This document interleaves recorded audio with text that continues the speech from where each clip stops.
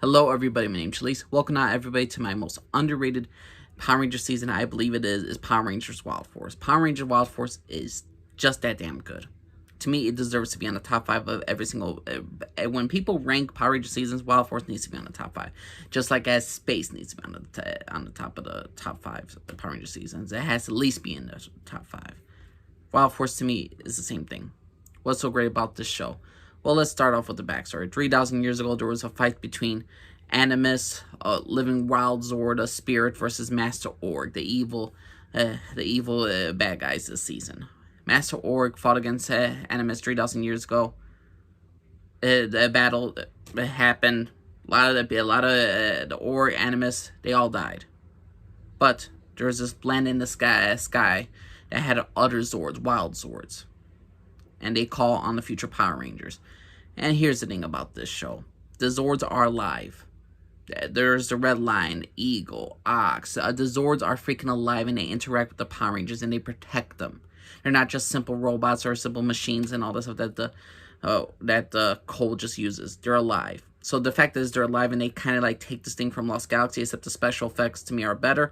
And the Zords, you actually feel for it. So when you had the Power Rangers like dealing with not only with themselves, relationship with each other, but also they got the relationship with their Zords and what it means. Every single episode. This is a 40-episode season, and most of the episodes are great. They're absolutely great, and there's a very much a continuation story. The first 8 episodes deals with the Rangers just meeting meeting different Zords, fighting the evil Master Org and all that stuff, and there's such a great storytelling within the first 20 episodes. Like the first 8 episodes deals with new Zords coming along, like the 8 through freaking 10 to 16 is the Zanaku storyline. Zanaku, one of the best underrated Power Ranger villains alive. That entire arc is just utterly dang fantastic. You must watch that arc. It's one of the best evil 6 Ranger arcs alive. And it's such great storytelling, great stuff. I enjoyed it. Now, let's speak about the Power Rangers. We got Cole, who's basically Tarzan. You got basically Brie Larson's Captain Marvel, and Taylor, to me, who's the Yellow Ranger. She has I believe she's the leader of the group, but she's just as strong as Cole, and if there's ever a second in command, it's her. Alyssa, she's a sweet girl. She's the White Tiger Ranger. Then there's Max and Danny, and they're just 2 good friends, 2 best friends, and I really like their relationship with each other. Very underrated Power Rangers seasons, very underrated team. They just felt like a group, like a family.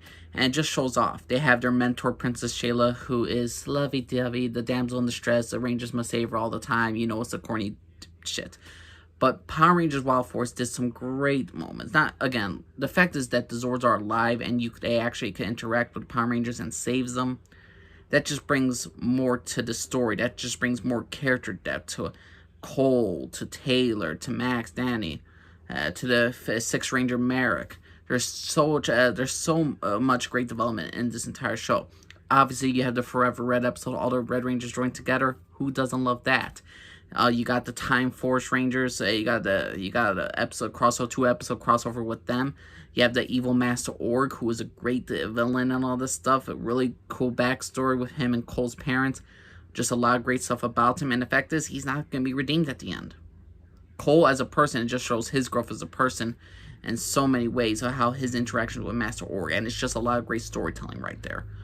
Also, I would say that I know a lot of people hated this whole environment. You know, the Orgs were created because of pollution, and humans are the thing about that. Here's the thing. They made a story arc out of it, and it made sense. Animus, who has been dead for 3,000 years, is resurrected, but he doesn't like how humans have destroyed the Earth, and he kind of take the Wild Zords away from the Rangers, and the Rangers have to basically, we gotta make sure that this guy believes in what we believe, and we gotta show him that not all humans are selfish, and we could all be great, and we could be better than what we are. The finale is epic. It's just a lot of great moments, a lot of great stuff. I would say Gingerix and Toxica, a lot of people found them kind of like Bulk and Skull and kind of like Goldar, but to me they were very much better characters. They had a great friendship with each other.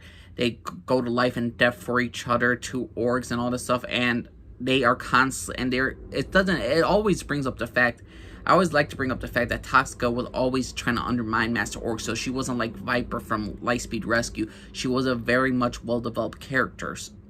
So again, when I'm reviewing all the Power Rangers seasons, I'm going to see them all, and eventually maybe I'm going to change my mind about where Wild Force is going to be at the ranking. But for me, it's in the top 5. It's just that damn good. Power Rangers Wild Force is an underrated season. Definitely check it out.